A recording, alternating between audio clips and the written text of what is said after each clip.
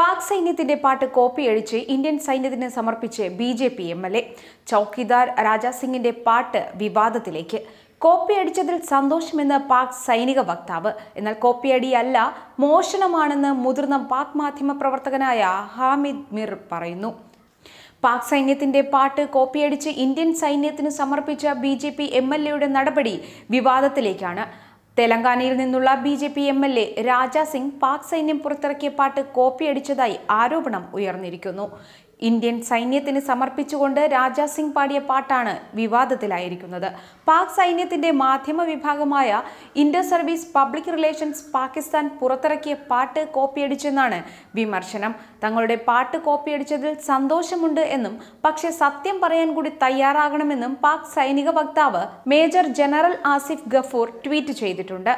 രാജാ സിംഗ് പാടുന്ന പാട്ടിലെ വരികളും ഈണവും പാക് സൈന്യത്തിന്റെ പാട്ടിന് സമാനമാണ്. വരികളിൽ ചിലതിന് മാറ്റം വരുത്തിയിട്ടുണ്ട്. പാകിസ്ഥാൻ സിന്ദാബാദ് എന്നുള്ളത് ഹിന്ദുസ്ഥാൻ സിന്ദാബാദ് എന്നാക്കിയിട്ടുണ്ട്. രാജാ സിംഗിന്റെ പാട്ടിനെതിരെ ഇന്ത്യയിൽ നിന്നും പാകിസ്ഥാനിൽ നിന്നും വിമർശനമുയരുന്നുണ്ട്. ബിജെപി എംഎൽഎയുടേത് കോപ്പിയടിയല്ല, മോഷണമാണെന്ന് മുതിർന്ന പാക് മാധ്യമ പ്രവർത്തകനായ ഹമീദ് മിർ ട്വീറ്റ് ചെയ്തു. രാജാ സിംഗ് വിവാദങ്ങളിൽ പെടുന്നത് ഇത് ആദ്യമായല്ല. അസാമിൽ അനധികൃതമായി താമസിക്കുന്ന ബംഗ്ലാദേശികളെ വെടിവെച്ച് കൊല്ലണമെന്ന വിവാദ പ്രസംഗവും ഇയാൾ നേരത്തെ നടത്തിയിരുന്നു. കൂടാതെ ഡ്യൂട്ടിയിലുള്ള പോലീസുകാരനോട് അപമര്യാദയായി പെരുമാറി എന്ന കേസും ഇയാൾക്കെതിരെയുണ്ട്.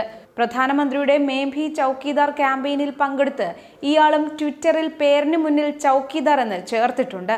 പ്രധാനമന്ത്രി നരേന്ദ്രമോദി സ്വയം രാജ്യത്തിന്റെ കാവൽക്കാരനാണെന്ന് വിശേഷിപ്പിച്ചിരുന്നു.